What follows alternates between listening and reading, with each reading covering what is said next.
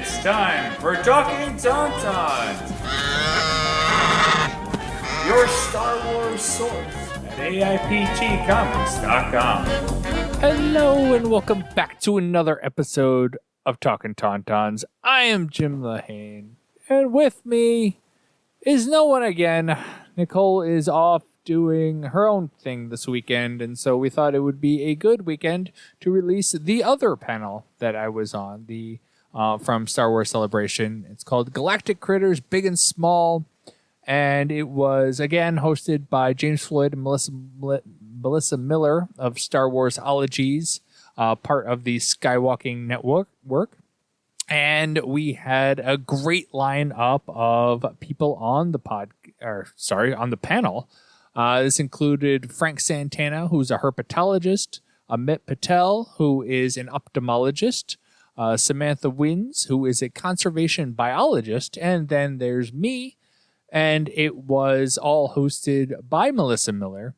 And Melissa and I had actually spent many long hours putting together kind of nature documentary type videos. And I know that you can find those up on the YouTube channel if you look for Star Wars-ologies. So without further ado, here's that panel.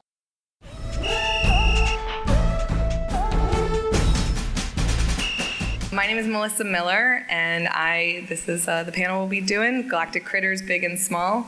It's run by a podcast that I do with my co-host James Floyd called Star Wars-ologies, where we're both just total Star Wars nerds, but also total like academia nerds. What's your passion? What's your expertise? Come share it with us, because this world of Star Wars is so lived in and so detailed that really every one of our hobbies and jobs and stuff like that is basically represented in Star Wars. So we've had some of our panelists on already episodes, economists. We talked about brewing in one episode, psychology. So there's all sorts of episodes. And for me, I'm very biology-minded, very animals, really big into animals. And so I have always wanted there to be Star Wars wildlife documentaries. So I'm glad this is the right room full of people for me to share that in, and no one was really doing it. There's that YouTube kids series out now that's kind of there, but no one was really doing it. So I was like, well, I'll do it myself and take it to Celebration and see if I'm the only one. So thanks for making it clear I'm not the only one. So I'll have our panelists go down and introduce themselves, and then what we're going to do is I have 4 short wildlife documentaries. I'm going to show them, and we'll do a quick panel Q&A in between each one, and then at the end we'll do an audience Q&A. So let us know if you have any questions. I got a group of big fans up here who just love speculating about all of this stuff. So you can't ask us anything too nerdy. It's a safe space here.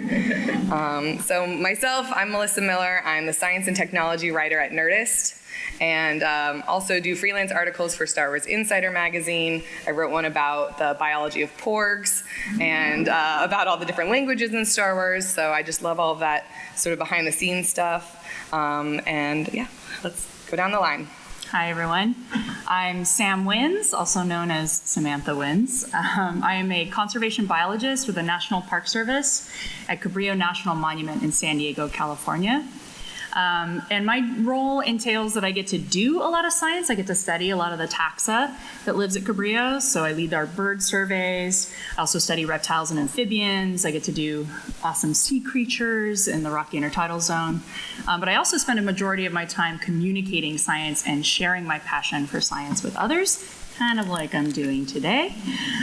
So I'm really excited to be here. Long-time Star Wars fan. I was born in '77, So it was meant to be. It was meant to be. Oh yeah, and I forgot, as part of our opening question, the second part of the question was, can you make any Star Wars wildlife noises? So here, I'll be practicing my porg. So let's see.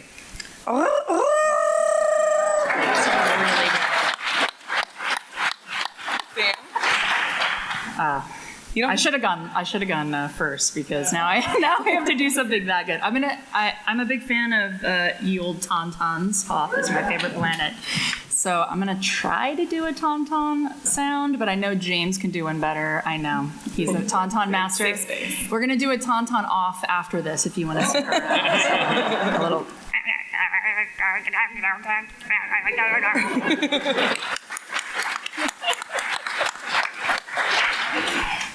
Hi, my name is Amit Patel, and I'm a neuroscience and vision researcher at University of California, San Diego.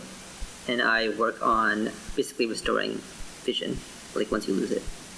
And I've been a huge Star Wars fan since I was in elementary school. I first started reading like the novels, and then I saw the movies, and then ever since then I've been really into Star Wars. And I'm just going to spare you my animal noises. That's okay. Hello, my name is Frank Santana. I'm a herpetologist at the San Diego Natural History Museum. So I study herps, not herpes. And herpetology is the study of reptiles and amphibians. And I'm really into Star Wars because my mom in the audience up there, she bought me the VHS when I was... When I graduated from junior high school, I was 13 years old, and she bought me the VHS set, and I got into all the cool creatures and interesting things in the background. And my animal noise is, if you imagine a wart, the little wart creature after he eats a nice snack, he makes a burp. So every time you burp, you're doing the wart. So. Or the Sarlacc pit, right? Yep. Yeah. Sure, put me after the guy thanking his mom. My name's Jim Lehane. I am a paleontologist. Yay, paleontology. And one of my loves is looking at different science-based movies and kind of determining everything that they did wrong, because it's almost always wrong, but kind of seeing how to use that information as a teaching tool for other people to actually understand what is right, what did they do right, if anything, and what could they have done to make it right. Great, thanks.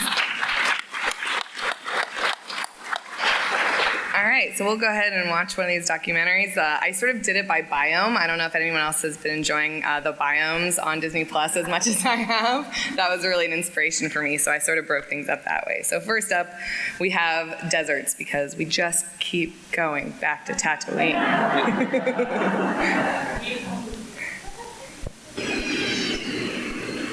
More volume?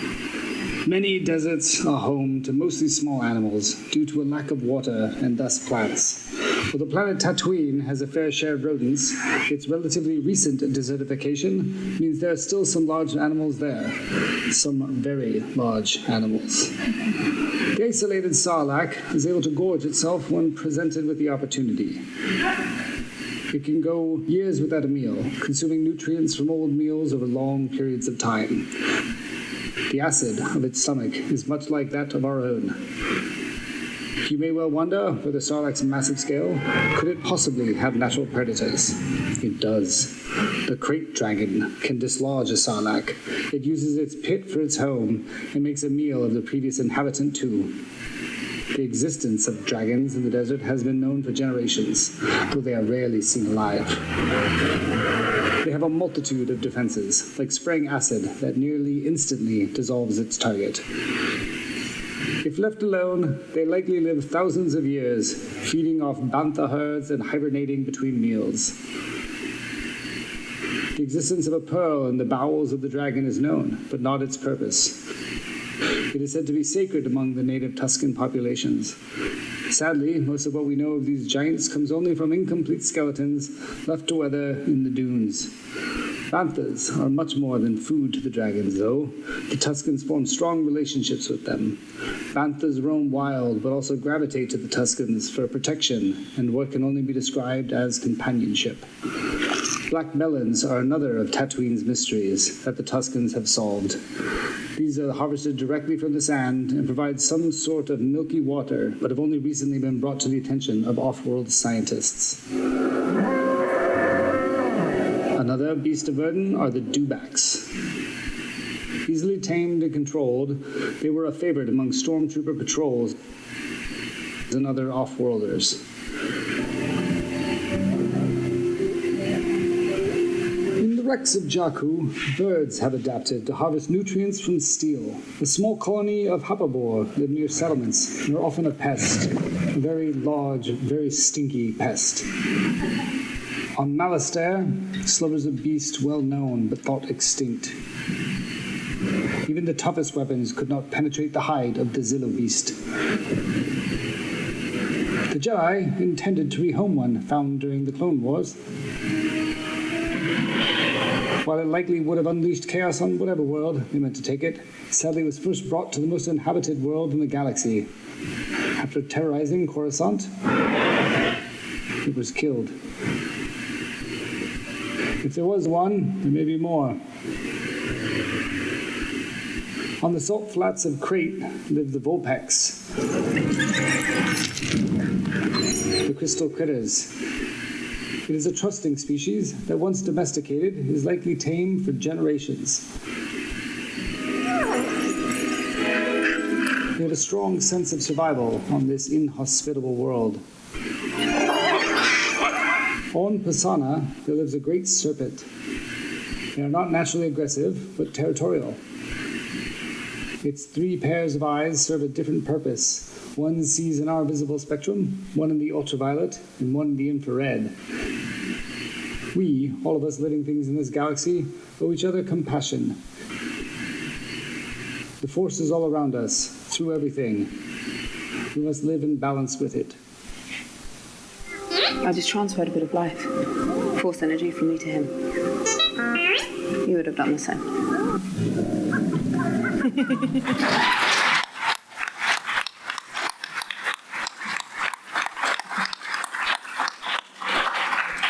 Thanks. All right, well, let's jump right into it. Jim, since we keep talking about Tatooine, tell us if it makes sense, and Sam too, does it make sense to have these huge woolly creatures in the desert? I live in Southern California, and the animals out there are generally small, not, these enormous, shaggy beasts like banthas. When you look at our planet, there are not actually many very large animals that find the desert home. I think camels are probably your largest animal that you can find in a desert that's quote, quote, native to the desert. But even camels, there's evidence that they come from an Arctic region because the term desert actually only applies to the amount of precipitation that it gets. A desert gets 5 inches or less of rain a year. So Antarctica is a desert, does not need to be hot. And so the camel that they think is related to modern day camels coming from the desert, it did have those water pouches because it is also, and comes from a deserty, low water population. So when we look at the animals in here, we have a lot of very large animals, and a lot of them are actually quite woolly, which is weird. You wouldn't think that, looking at the woolly mammoth sort of thing, woolly mammoth, you wouldn't find a woolly mammoth in the desert, but here we have the bantha, sorry. I know what they're called. Here you have the bantha. Even in The Mandalorian, we had the mudhorn, which was also covered in hair. And it seems like that indicates that the environment of Tatooine had gone through some change. It used to be covered in ice potentially, and these animals kind of survived somehow. But we do have animals in the desert nowadays that are woolly. There's sheep or goats, which are super woolly, and they use that wool to actually protect themselves from the sun and kind of insulate themselves from the heat of the sun. And some goats actually shed all the fur on their underside so the heat can get released on the underside of them, while the overlying fur actually keeps them safe from the desert sun. Yeah, and there's more to the camel story, though, right? Because they're also an invasive creature in some places, Sam? Yeah. Well, any animal can be an invasive species. The technical definition of invasive species is it establishes and it spreads in an area that is not native to or not endemic. And so actually, camels are a major invasive species in Australia and the outback. They were brought in the 1800s, I think, for kind of camel farming down there. And then when they no longer needed them, or actually, I think it might have been for transportation before the railroads and all of that, and for carrying things, for hauling. When they no longer needed them, they just released them into the desert. And guess what? They're very desert adapted. right? So they're like, sweet, there's no predators here for us. None of the wildlife recognizes us. We can just eat all this vegetation. There's nothing that's killing us. And it's actually a huge problem in Australia. So It's really hard to get rid of animals that spit at you. yeah, that are foul-tempered and spit at you. But I do wonder if modern-day camels will eventually lose their fur over time because evolution, natural selection is always in action. So it's like they've adapted to it. But I wonder if, I'm sure there's some scientist out there that's been researching, how thick a camel's fur is and if that's changing over time to become better adapted. Yeah, we'll see. So Amit, I just added the serpent, which now I forget the name of, and on Pasana has those 3 sets of eyes. And I sort of just added, since I was in charge of writing the script for the documentary, that each set of eyes has a different purpose. But that's not really how it works here on Earth. Is that right, with animals with multiple eyes? Yeah, usually animals with multiple eyes, each eye is not a separate function, but rather animals that have multiple vision spectrum, their eye can actually adapt and change to detect all kinds of light, not just one. So, like the Vexes, instead of having like an eye for infrared, an eye for normal vision, and for ultraviolet, probably all 3 can do the same thing, and it just happens to get the input all at once. And you can tell, since it's living underground, most likely it doesn't use its normal vision that much. It's probably adapted to infrared, which, it can detect like animals on the surface that it can capture running around in the tunnels. But there's a lot of like animals, like even in like our world, that do this kind of thing. Like some frogs and fish can actually change their vision to detect infrared and ultraviolet light, like deep underwater or like in areas that are very bright. Frogs actually have this cool thing that, because they're amphibians and live like partly underwater and like on land, the ones that they can actually adapt so when they're on the surface of the water, half their eye is below and half is above. So the half that's on top can actually detect normal vision light, but the one that's under the water can actually detect infrared. So they can actually see prey, like predators from below and prey from above. So it's pretty cool. It's really cool.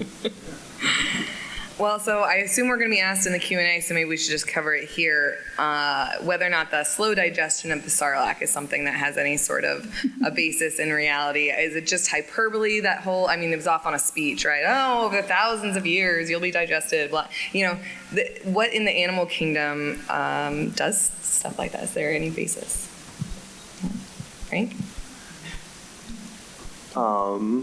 So, thinking about the digestive process, it really takes a long time, a lot of energy and resources. So everything else shuts down when you're digesting. So some animals actually have a way to store food that's not being digested in different compartments. So there's actually, believe it or not, have you ever heard of a pocket mouse? Why is it called a pocket mouse? Does anyone know? Where are the pockets? The pockets are in its cheeks, but they're not cheeks. It doesn't stick its food in the cheeks. There's another additional pocket outside of the cheeks. So it's not digesting when it's holding its seeds outside of its cheek in its pockets. So it has a separate compartment, and it can pull that food out later. They can cache it different places. So I think the sarlacc might have a separate compartment where it stores Boba Fett. Boba Fett has his own little compartment. So he's not digesting Boba Fett. He's kind of holding it. Okay, when I'm really hungry, I'm going to pull Boba Fett into my gut, or I'm going to start digesting him. So that thousands of years is more like purgatory, like a waiting period where you're waiting to be digested. So it's just a technicality, but yeah. I still think every time somebody tried to correct Jabba would just knock him into the rancor pit. It's like, actually, it's not a that. So you're saying we wouldn't make it very far? Well, actually, Jabba. There's a trap door under our seats. I don't know. Right now. Oh, that's great. And let's talk a little bit about the Krayt Dragon. It's just bones back in A New Hope. If anyone, I don't want to spoil anything from Kenobi or whatever, but it's part of the story still in the most recent things. Jim, what is that in terms of, how does that match up in terms of dinosaur fossils and things like that people study? I find the Krayt Dragon amazing that how they've used it here, because the Krayt Dragon in old Legends continuity, they kind of made it look like a dewback. But with The Mandalorian, they went back to the original fossils that you can see on the sands in A New Hope. Fossils that are actually casts of a real dinosaur named Dippy. Actually, the neck vertebrae, the head was completely fake. But they went back to that, and you could see like the Krayt Dragon is super weird because we still don't know what the Krayt Dragon in Star Wars looks like. All we've seen is its neck up. Like, is it like a snake? Is it like just a animal that has 4 limbs and is just have a really long neck? We still don't know what it can actually do. Oh, yeah, I was in a panel with Doug Chang yesterday. I don't know if anyone else was on the Galaxy stage for that.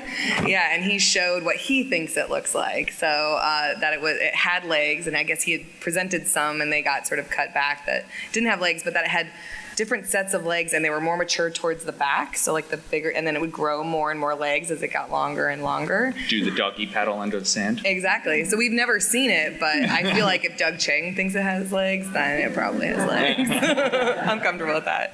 So, do you have something else to say? Okay. I know. But how practical would legs be under the sand?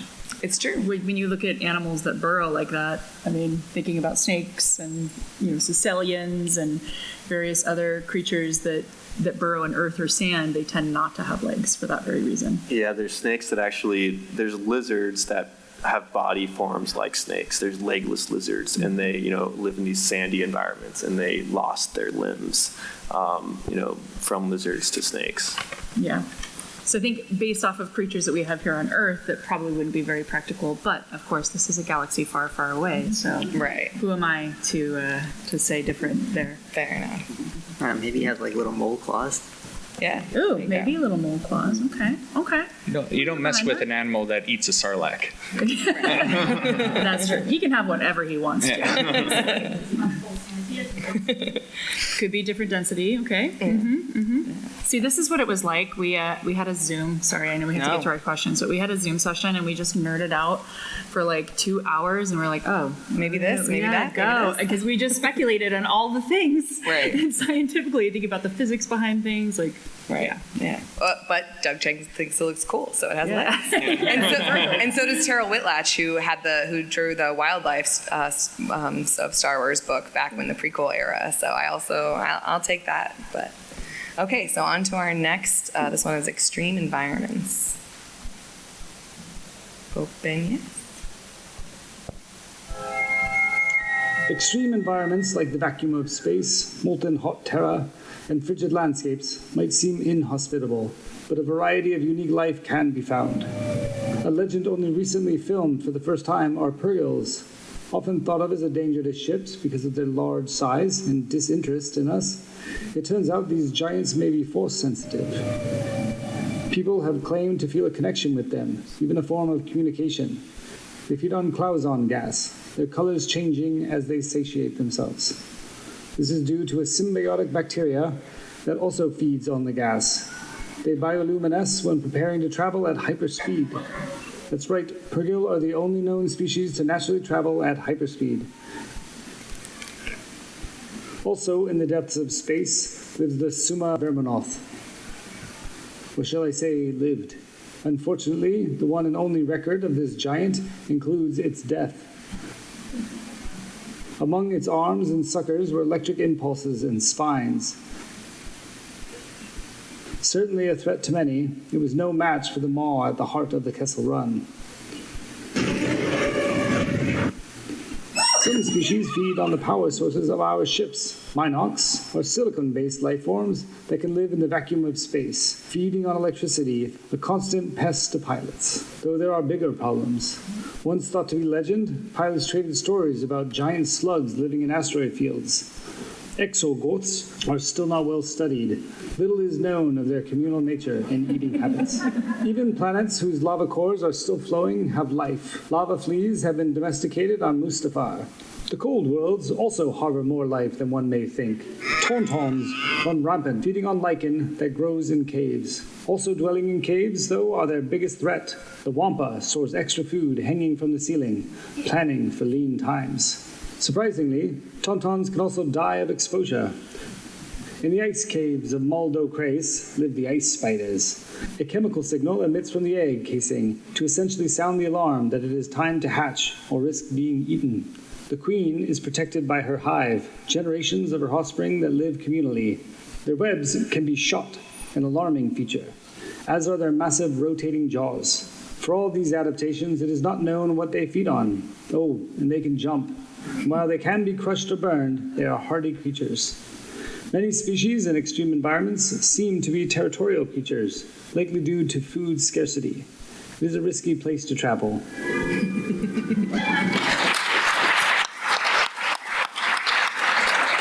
As one of the people who helped put all the clips together, if I never see those spider clips ever again, I will be a happy person. Yeah, I am arachnophobic myself, but watching those over and over, and now I do have love for the ice spiders because they were just chilling, just hanging out. Spiders are people too, Jim. Spiders are people too. They've already made action figures of them, so they must be popular. Right? There you go.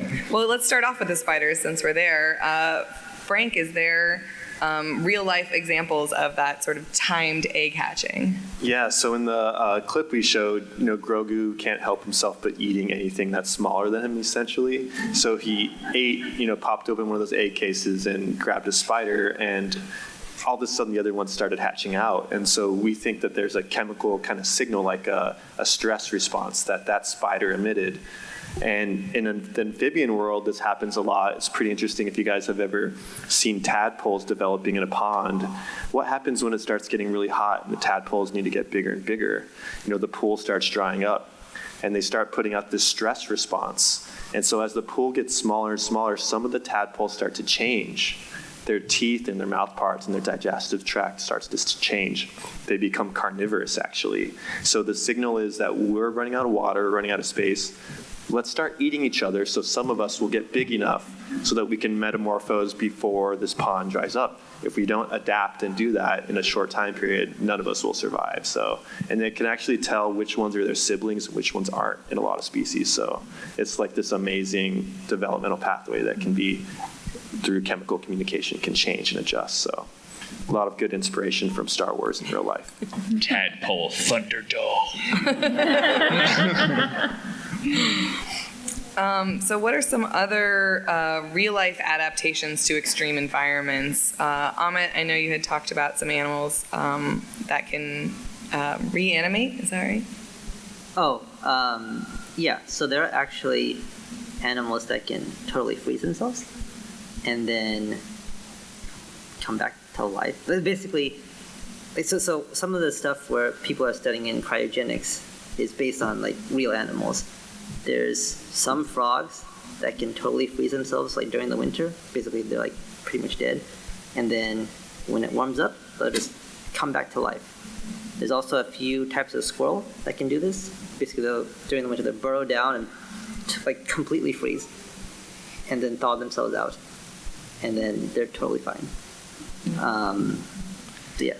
Yeah. Well, and unfortunately, our cell biologist, Michelle, couldn't make it at the last minute. So we don't have her expertise about all the bacteria that can do these sorts of things too. And really, that's what lives at a lot of these extreme environments like hydrothermal vents and Antarctica. And there are actually bacteria on Earth that feed off of electricity.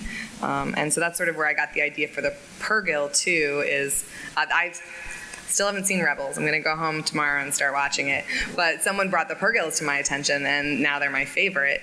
But really seeing them change color and then utilize, that gas to then be able to travel through hyperspeed is really, really cool to me, and probably has something to do with the bacterial relationship. But Sam, what would an animal have to do to be adapted to such a big deal, like hyperspeed? Well, we do have animals on Earth that go very fast. Some of you may have heard of the peregrine falcon. Raise your hand if you have heard this animal. Who thinks the fastest animal on Earth is the cheetah? Nobody, a couple people. Okay, you're wrong. No, I'm just kidding. I'm just kidding. They are the fastest animal that runs, like that self-propels, right? But the peregrine falcon is the fastest animal that has been clocked in a dive. They can go over 240 miles per hour, and we actually think they can go faster than that. And they do have to have all kinds of adaptations to be able to withstand that speed. You can imagine the force as they're diving through the air, just air coming up through their nostrils alone, so they can completely close off their nostrils with that nictitating membrane, right, and close their eye over to protect their eyes. Like these incredible fusiform shape, that shape that looks like a torpedo. It's shaped that way, or a bullet.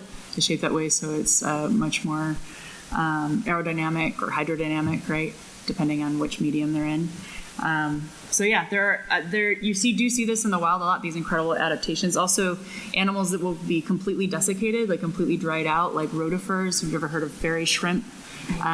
Their pools completely dry out and they're just dormant for years and years and years on end until there's a rain, and then boop, they're back to life and they're procreating and they're doing all the things that animals do. So pretty incredible stuff. Yeah, very cool. It's realistic. All right, I think we're ready to move on to swamps. Let's get in here.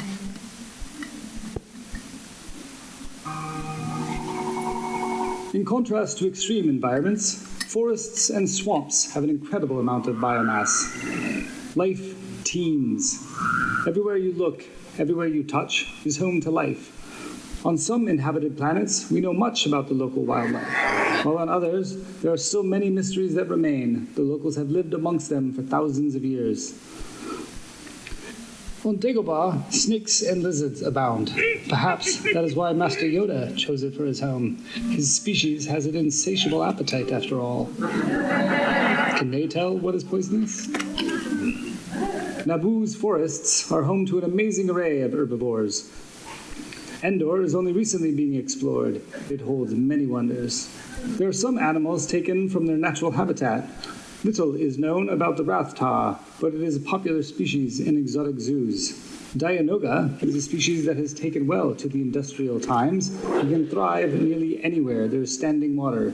They grow to the size of their surroundings. They can be found in as little as a small puddle of water, but become formidable quickly.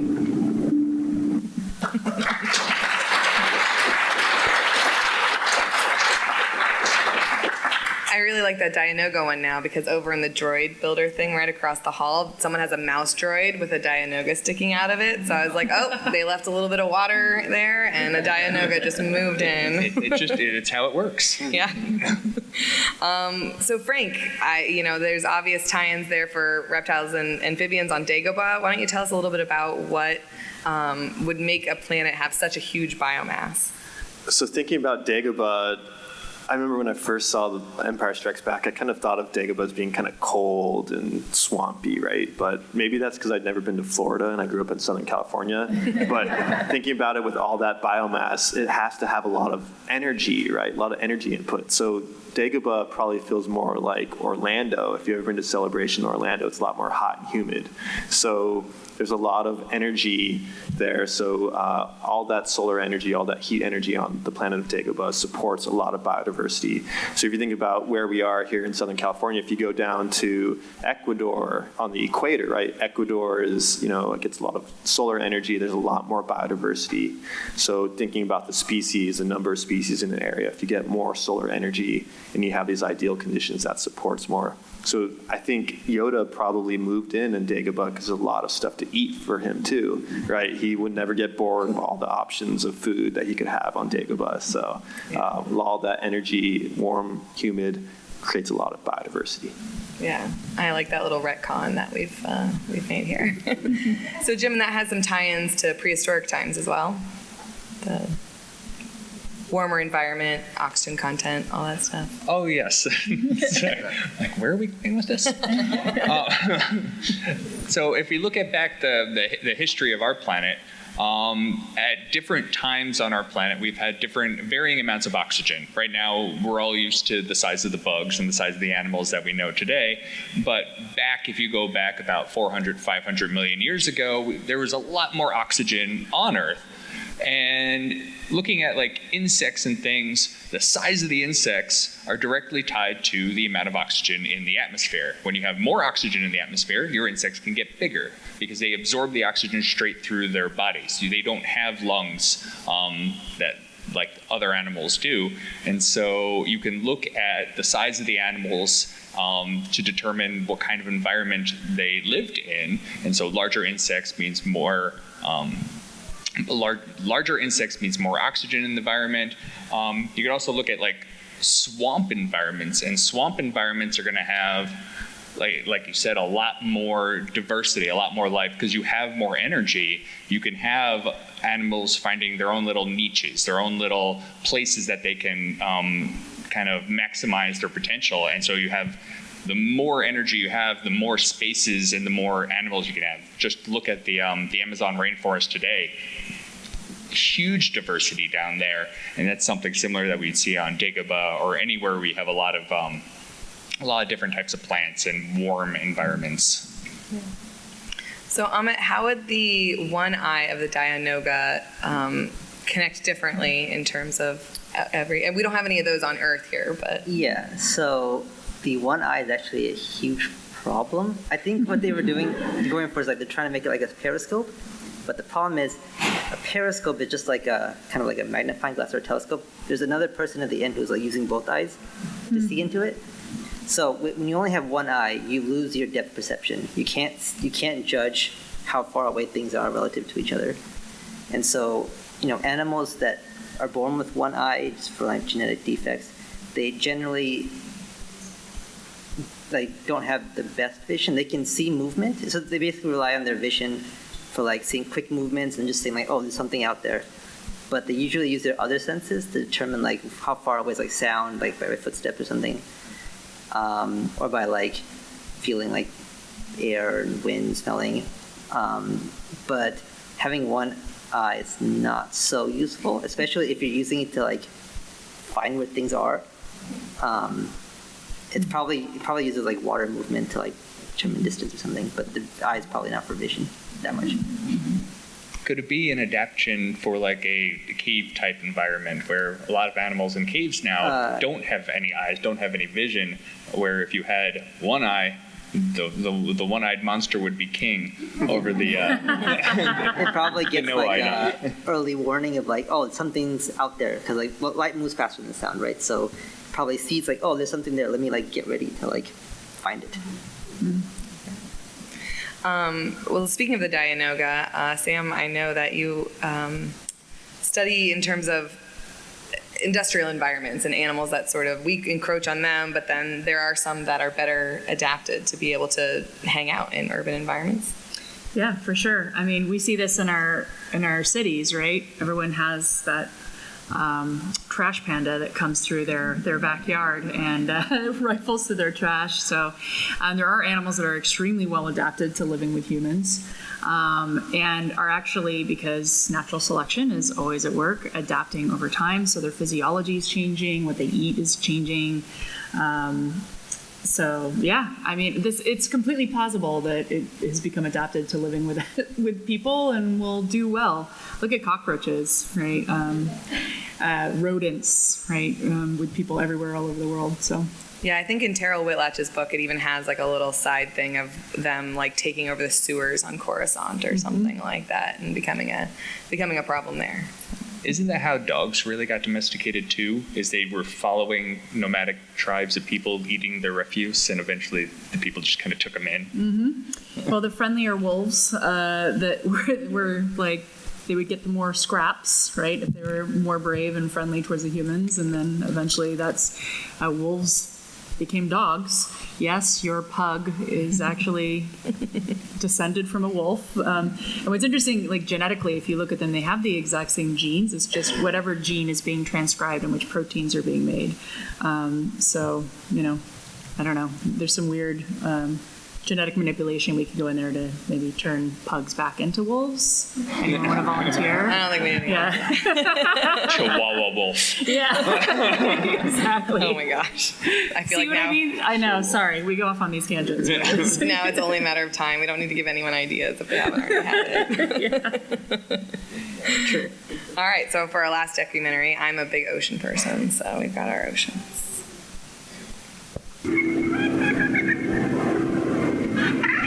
There are still many uncharted oceans on uncharted planets. Seemingly isolated in the middle of an ocean, an island's ecosystem is diverse.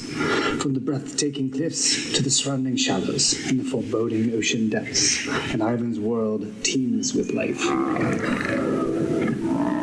Sailor sirens seem to enjoy intertidal zones present on some islands. In this habitat, they drink seawater, but separate and expel the salt, and even tolerate the presence of humans. Porgs are a curious beast. They nest in the open and don't have much fear of predation. They imprint during the nesting season and often mate for life. This has been known to occur with other species. Though beware welcoming porgs into your life, as they can be destructive. On ocean worlds, some species have adapted to live both above and below the water. The Aiwa is one such majestic beast. Many even accept riders and can become quite attached to Kaminoans. There are many, though, that simply wait in the depths. And as a wise Jedi once said, there's always a bigger fish. In the abyss that forms the core of Naboo, many predators lie in wait. Their massive size requires a slow metabolism, but they can move quickly when prey wanders by.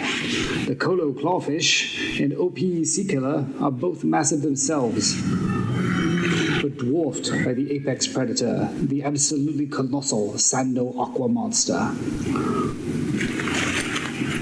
On Mon Cala, the ocean planet includes both sentient creatures and wildlife. Inhabited for millions of years, they generally live in harmony. Though there are still many wild places and threats to those who don't know the planet well.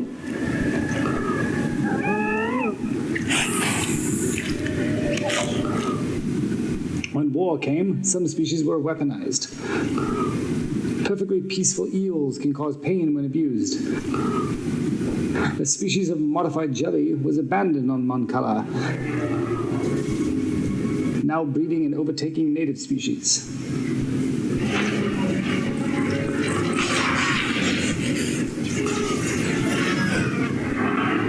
The Rokna on Castellon are rarely seen gentle giants. Their tentacles have sensory organs used for smelling as well as touch and taste.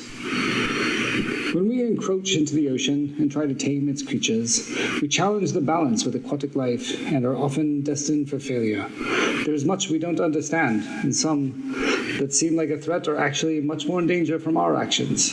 We must try to live in harmony. We can learn much from these creatures. When we involve the natural world in our wars, nature always seems to lose.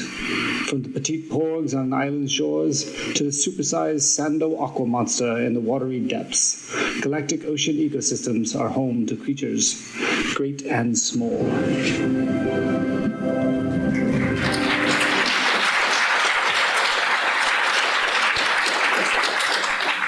Thanks. All right, well, let's jump right into it. Amit, tell us a little bit about that scene with Grogu. I feel like when I was writing an article for Star Wars Insider, which is how we met, about vision, that scene where it shows what the sea star is looking at when it sees Grogu is the only time we really see through the eyes of a critter.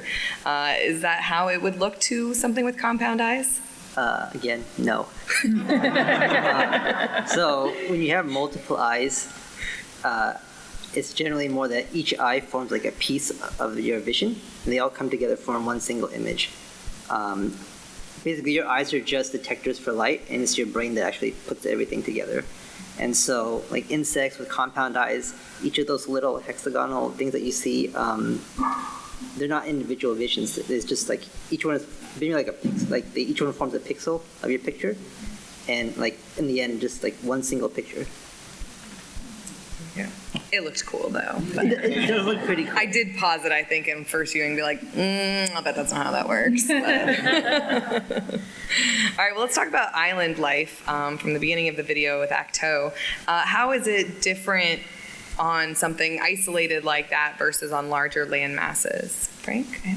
So nice thing about islands, here on planet Earth is that, it's hard for big animals to get there, so the small animals can fly there and, be protected. So what did you all notice about the porgs' nests on the islands? What they look like?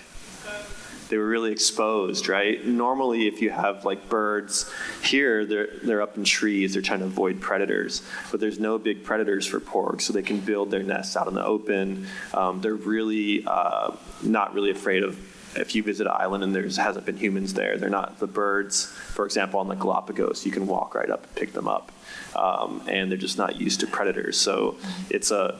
But please don't. It's an opportunity to, right, they're just not afraid. You shouldn't touch them, but, so they can, nest out in the open. It's a really different environment. So they're really adapted to these protected islands where they can nest and have babies.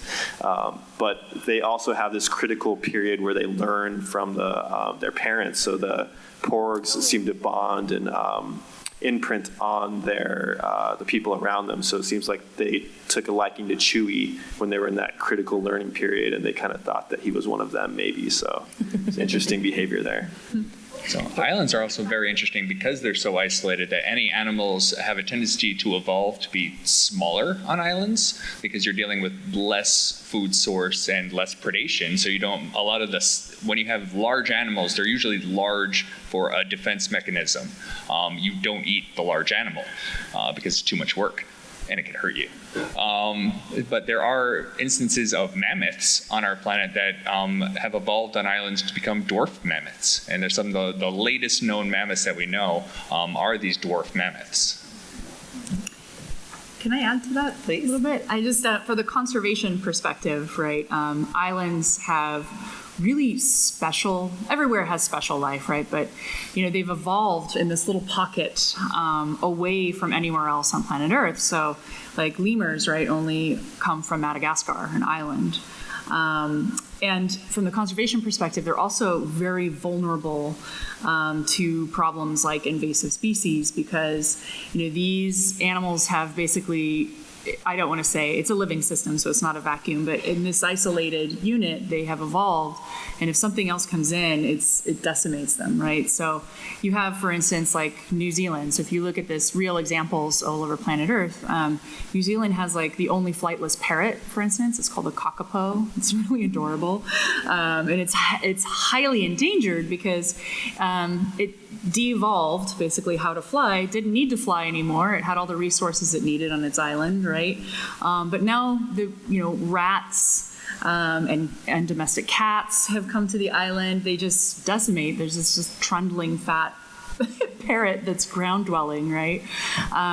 So yeah, they're ripe for conservation problems, the islands that we see here in the Star Wars universe. And then it takes a lot of work to get rid of those invasive species. So hopefully on the Millennium Falcon, there weren't any pests that were coming out and taking over that island in the future. So yeah, well, this is something we talked about in Star Warsologies. It's like, is there conservation in the Star Wars universe? Because you just see people flying willy-nilly and doing all kinds of things. These planets like bringing porgs with them on the Millennium Falcon elsewhere.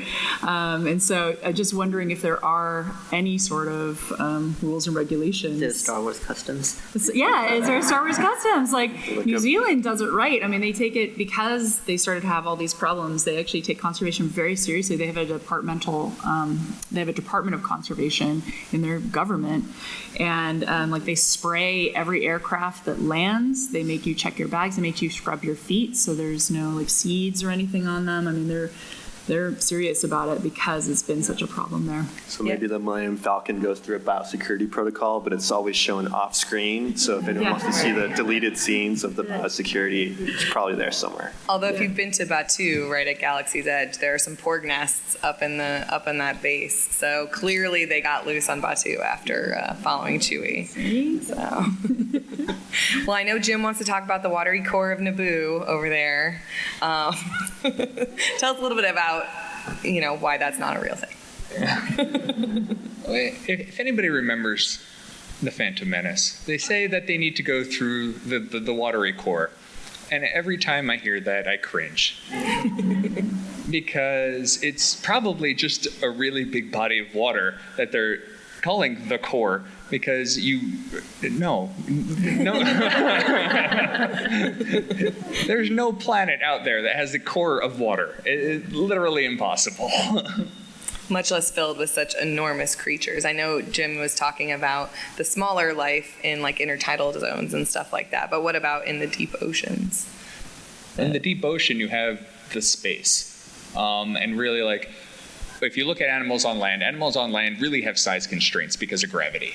You lose a lot of those size constraints when you go into the water because the water adds buoyancy. So you do not need to be as little if you want to grow up big. It is possible. Whales, the largest animal on the planet ever, I believe, much bigger than the dinosaurs ever got, the blue whale, because it has those buoyancies. So it grows up big. And like I said before, size is a factor when you're being predated upon. The bigger you are, the less likely you are to be eaten. Yeah. Do we have a minute to add to that? Yeah. Too? Yeah, and you'll see this too with mammals because we heat our bodies. We're endotherms, right? We heat our bodies from the inside.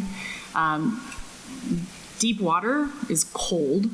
And so you not only have protection like blubber but it's actually the volume to surface area ratio. The bigger the animal, the colder it can get. So you notice this even on land, right? I mean, polar bear is the largest bear on Earth. It's in the Arctic, right? So same thing, you're going to end up with some really big, if you're going to have mammals in that deep, cold ocean, they're going to be big mammals. You can even look at seals and sea lions, and the bigger ones are usually the ones that live in the Arctic or Antarctic regions in the colder waters. And that relates directly to our outside space animals. All the ones we see, except for the Minox, are big. Mm-hmm. Yeah, very true. So our final slide here is definitely not maybe an optimistic view of things. I always felt like David Attenborough's specials always include a little conservation message, how humans are affecting our galaxy. So Sam, why don't you tell us a little bit about your conservation message about us here with our oceans? Well, man, I know. We've got this is hard. 2 minutes. This is hard. So my science can be a bit of a downer. I'm sure you're probably aware. We are actually in our 6th mass extinction event right now. The dinosaurs is one of them, right? That's the most famous. And that's pretty much entirely due to human activity. So the top 5 drivers of extinction are habitat loss from humans, climate change from humans, pollution from humans, invasive species, usually brought by humans, and disease, which we are vectors for disease, carrying things like chytrid fungus and white nose, the fungus that causes white nose syndrome and things like that. But yes, we are part of the problem, but we can also be the solution. And actually there are actions you can take every day that do make a big difference over time. And then there are big actions you can take in your life too. You don't have to become a conservation biologist, though I highly recommend it, or a climate change researcher. But even just using your voice, right? Using the power of your voice for voting for things that are important to you. That's my conservation message to you. But if you like the galactic creatures, let's care for the creatures that live here on Earth too. Healthy ecosystems mean healthy people. We get our clean air, clean water, our food source, our nutrients from healthy ecosystems, right? Yes, and I think there's room for a Star Wars conservation movie, or show, right? Because there are a lot of cool conservation messages within Star Wars. They're kind of more subtle and hidden. Thinking about Tatooine used to be a very verdant green place, and then the Tusken Raiders had to be adapted to survive in this desert because it changed. So there's some messages there. And I think the prequels were political, talking about political issues, and I think conservation and climate change and all those issues are political issues. So there's room for stories that kind of have that positive, hopeful message, because Star Wars is ultimately about hope. So hopefully we can pitch that to Kathleen Kennedy to do a Star Wars conservation movie. Maybe the next one will be about restoring the galaxy. Right, yeah. There you go. Well, we want to open it up for audience Q&A, so if you have any questions, Jim, you'll have to share a mic for this part so that that goes back down there. But I do want to say real quickly, this panel, I'm recording it.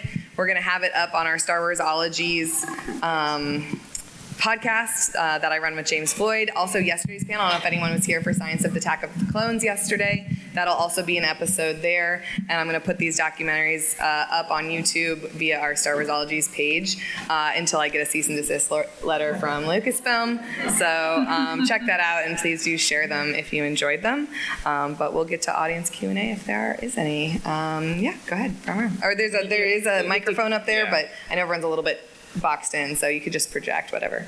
I was wondering what the general thoughts are as far as the rathtars, specifically the giant bird lizard that Obi-Wan was riding in Episode 2. Because between that and the Rancor, I've noticed distinctively missing, and I would have assumed those being in mountain terrains from what we could see. Was there any thought given on those regions or those particular creatures? Oh yeah, no, I definitely had to cut a lot of things. For me, it was a lot of like the captive species, like the Rancor that I ended up cutting, or the ones on Geonosis. But yeah, I totally forgot about the lizard that Obi-Wan rides around. I'm gonna throw that one to our herpetologist. Yeah, so the question was about the varactyls, the lizards with feathers that Obi-Wan rides in Episode 3 on Utapau. And they remind me of iguanas, like large land iguanas, but they're kind of like a mix. We're always inspired through real world animals. So a mix between a big land iguana and a gecko, because they can climb up walls and things like that.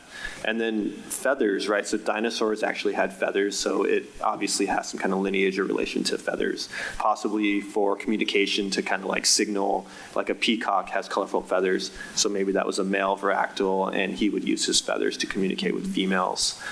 Those are awesome creatures, so thanks for bringing that up. But or thermoregulation, too. Also heating or cooling the body, but not flying. And Rancor was always one of my favorites as a kid. To me, it's a big moment, the Rancor keeper coming in crying at the end there. That's really that was the story for me. I wanted to follow that guy. And sort of same in Book of Boba Fett, like don't introduce Danny Trejo and then not give me a montage of training the baby Rancor. But, maybe that'll come out as an additional one. Let's go in the green shirt, because he's had his hands up a while. All right. Why don't you come up to the mic? Yeah, that'll help. Thanks. Isn't Hoth a desert because it doesn't have that much rain and it's very cold, but it's like cold desert? Mm-hmm. Yep, Jim told me we were going to get that. He's like, technically, Hoth should be in the desert. It's an Arctic desert. And you're absolutely right, but I'll let you explain that one. I didn't understand the full question. Oh, that Hoth should be in the desert sequence, not separate, which you told me. I agree. Nobody listens to me. If they would stop going back to Tatooine, I wouldn't have had such a long desert video. So, new planets, please. In the blue shirt here. My question is about the Baltic or salt seeds, whatever plural is, on Crete, because that seemed like one of the only animals that was primarily, it was an animal, but it also had a mineral component. What are your thoughts on that, and any sort of realism there, or is that just kind of like a part now that's just fantasy? Oh, this is a great question, because this is one we got at Comic-Con and we didn't have a really good answer for, so we just sort of I don't know. And then our person here, Michelle, who was supposed to be here, has a great answer for it, but she's not here. So I just sort of skipped that question. But yeah, the crystal critters, what is that? Is that salt that makes that noise? What's going on? Who's got an idea? I've had lots of thoughts about that thing. All right. You can share two. Huh? Like I said, you can share two. Okay, sure. So, looking at the crystals themselves, I'm pretty convinced that it can't be salt that is on those animals, because salt doesn't behave that way. It doesn't clink when you have the salt crystals. Salt crystals generally aren't small and angular, but the problem is the biological component of it, because biology changes has the ability to change a lot of the minerals if you're absorbed into your body. Your bones are made out of apatite, which is a mineral. Clamshells are made out of minerals. So you have the animal that is able to basically remodel the minerals in our system, in our world, to suit their own purposes. So it is possible that those are minerals that it's taken up into itself and the body has readjusted them. I'm pretty sure it's not going to be any variety of salt, though. So my guess would be kind of a quartz type of system, like a silicone coating that it has. There are also, basically there's proteins that we make that take on a crystal-like structure, like our lenses in our eyes. They're proteins, but they arrange in a certain way so they become clear, and crystal-like. It's possible these have some special kind of, they're secreting some kind of protein that crystallizes and makes that noise. Super cool. Yeah, in the TikTok. I guess I have two questions. One is with honeybees and you hear about colony collapse and all of that. In terms of conservation management, honeybees are actually invasive species. Yes. So how do we, there seems to be a huge conservation to try and keep said invasive species, so how does that weigh against the need to get rid of invasive species? And also, do you think that there is a group of, I think they're called extremophiles, somewhere else in the galaxy that are looking at us and going, how could they possibly live in such conditions? Sure. Oh, great questions. You want to take the honeybee one? For sure. I'm really happy you brought that up because there's so much save the bees, and I'm always like, yeah, save the bees, save the native bees. So San Diego, for instance, has over 700 species of native bees, and they're actually discovering new ones every day. It's a biodiversity hotspot for bees. And a lot of those bees pollinate very specific plants that also co-evolved along with them there.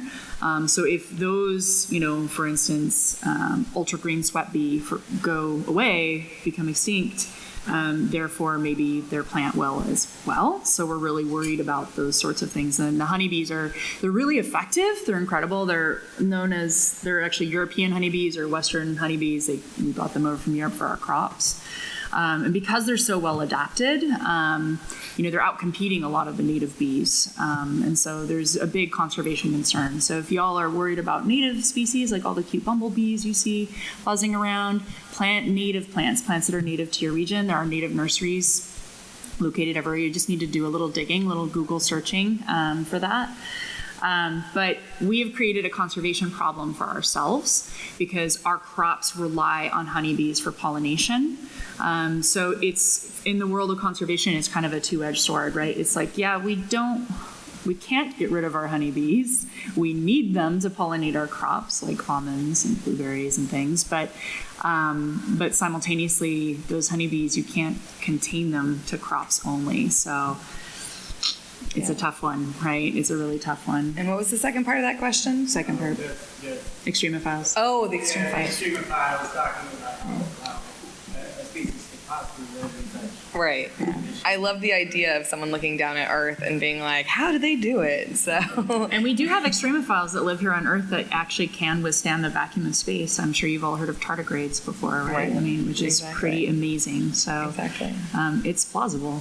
Yeah, so we can take one last question, and then we will also hang around afterwards out, or it sounded like we could stay in here or out there to answer more questions. And also James at the back, the guy with the microphone there, will have some buttons to hand out on your way out the door. So let's see, I feel like I saw your hand with the back. Yeah. Yep, you. Okay. What are your... Thanks, James. You guys talked a little bit about invasive species a bit earlier, but how we see all these species in the Star Wars universe, how much of the species that you see do you think are actually native to the environment that we find them in? Because we see the Rancor is brought over, and I don't believe that it's native to Tatooine. We see Lando Calrissian smuggling a puffer pig onto Lothal. We see all this transportation across a far greater distance, intergalactic, on a far greater scale than we have on Earth. So how do you think that impacted the galaxy's wildlife on a larger scale? Yeah, it's true. We'd have to go way back in time to figure out what animals came from where. And, the Minox grabbing onto ships and following them, wherever they land, that's definitely a huge thing. Does anyone else have any thoughts on it? Well, the technical term is it's influenced the galaxy a lot. That's the scientific term. I'm always kidding. But there's probably someone who is a huge Star Wars wildlife geek out there who's actually mapped where every single species has come from and if it's been, introduced.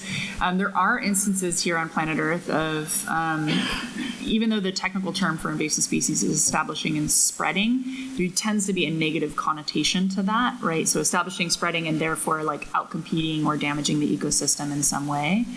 But there are, like peregrine falcons, for instance, we have them here in North America. They weren't from North America originally, but they've naturalized here and they've become native species over time and have become part of the ecosystem over time. So this all goes to say that not all invasive species will completely decimate every single ecosystem they go into. Sometimes they can actually just kind of merge into that ecosystem and become part of it.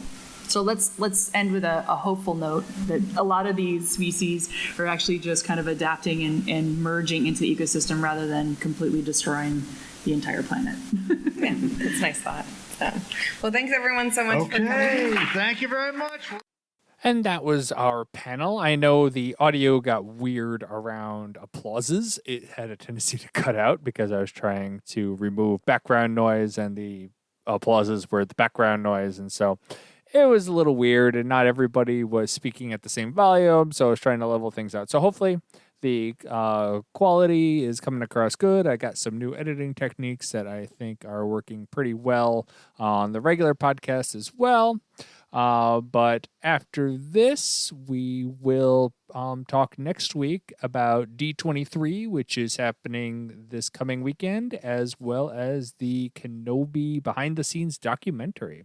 So you can find us online on Twitter at Talkin' Tauntauns. You can email us, talkingtauntauns@aiptcomics.com. You can join our Discord you can join our Patreon through Discord. You can join our Patreon through AIPT Comics and join us on Discord. Yes, that's the combination that I wanted. And until then, we'll see you next week.